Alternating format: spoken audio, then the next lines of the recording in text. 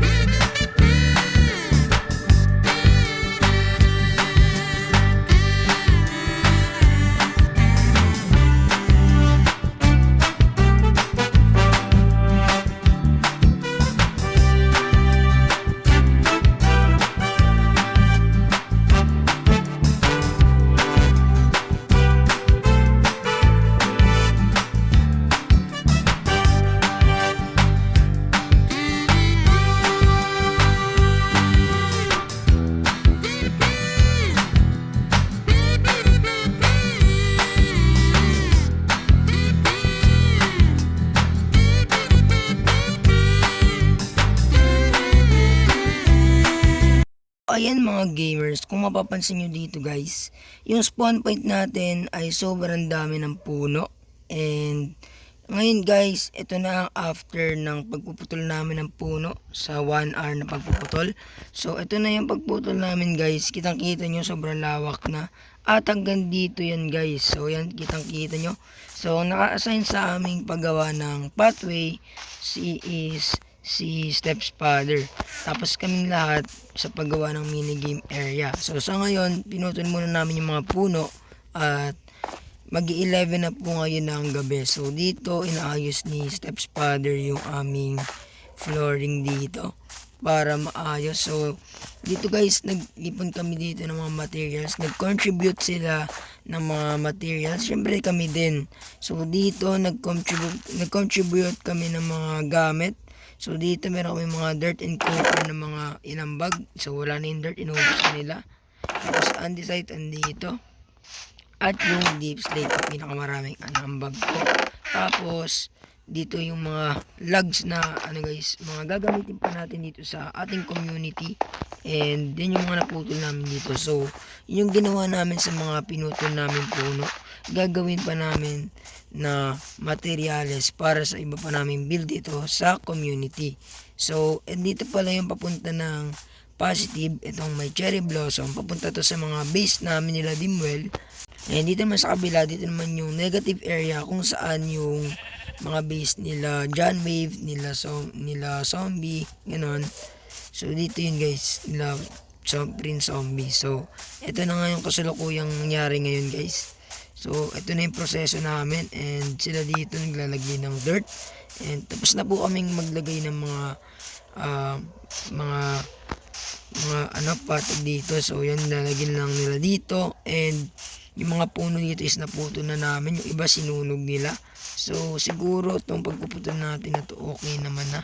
So medyo malaki naman na itong space na to na magagamit natin. So andito pala, so ang dami pala namin sa server ngayon guys. So ayan, kung nakikita nyo, 6 kami ngayon. Pero kanina is 8 kami. 8 ba kami kanina? I think 8. So ako, si Super Zombie, si Stogie Mars, Stepfather, Dimwell, John Waves, pati yung aming isang bago. So ayun, ang wala lang guys is si Lawrence, GCMC, pati si Ann. So 3 lang sila. So 7 kaming nandito kanina lahat. And nagleft muna yung isa, kaya 6 na lang kami ngayon guys. So ang tumutulong dito sa spawn point, kasi ito guys, may balak kami dito sa spawn point. Ang balak namin dito sa spawn point area namin is gagawin namin tong mini games area. Few minutes later. So ngayon po mga gamers, kung nakikita nyo po dito, gumagawa po tayo dito ng ating pathway dito po sa ating magiging minigame sana. Pero napagdesisyon namin ni Steps Father at ng ibang member na gawin na lang tong shopping district and minigames district. So siguro maglalagay na rin kami dito ng shop. So yun yung binago namin sa aming rules. So ngayon guys, alauna na po ng madaling araw, and ang nasa natin server ay yung new member natin at kaming dalawa ni Steps Father. So ngayon guys, ayan, kinakita nyo, naglalagay kami ngayon ng aming mga stairs dito kasi ito yung aming shopping district. So inaayos namin guys, and puyata na naman to. At dito may sumabog pa ang creeper. So ayun guys, balikan ko na kayo pag natapos na namin lahat ng aming progress dito. So yun lang guys. Nga po mga gamers, as you can see guys, natapos na namin yung sa bandang harap, and ito na yung progress. So ayan, 3 pathway yan. So 1, 2, 3 yan. So ayun guys, and medyo kinulang kami sa oak woods, kaya hindi namin nalagyan ng mga oaks pa dito sa may bandang dito. Yan, wala pa ditong mga oak woods tsaka dito sa kabila. Kaya hindi muna natin nalagyan sa ngayon. Pero pwede na silang gumawa ng mga shop nila. So dito sa box na to, dito nila ilalagay yung mga shop nila. So yan, dito sa mga chunks na to. So tignan natin kung ilang shop agad yung malalagay dito sa unahan. So, 1, 2, 3, 4, 5, 6, 7, 8, 9. 9 tapos, so ano guys, siguro mga 10 shops na agad yung pwedeng itayo dito. So meron pa dito sa likod, 11, 12, 13, 14, 15, 16, 17, 18. So meron tayo ditong 18 shops. So 18 na slots. So ito guys ang ating magiging shopping district and minigame area. So ayun, ito si Steps Father. So ngayon guys, ang oras natin is 1:00 na ng gabi. Yan, so yan 3 hours namin itong ginawa. So ayun, sabi niya guys, sa harap daw is shops, tsaka dito sa pangalawa shops, at pagdating dito sa likod is mga mini games na. So ayun guys. So, ito lang po para sa araw na ito mga gamers. So, please like, share, comment, and subscribe. And pakiclick na lang po ng notification bell para lagi kayong updated sa mga videos natin. And, ayun lang mga gamers. Paalam!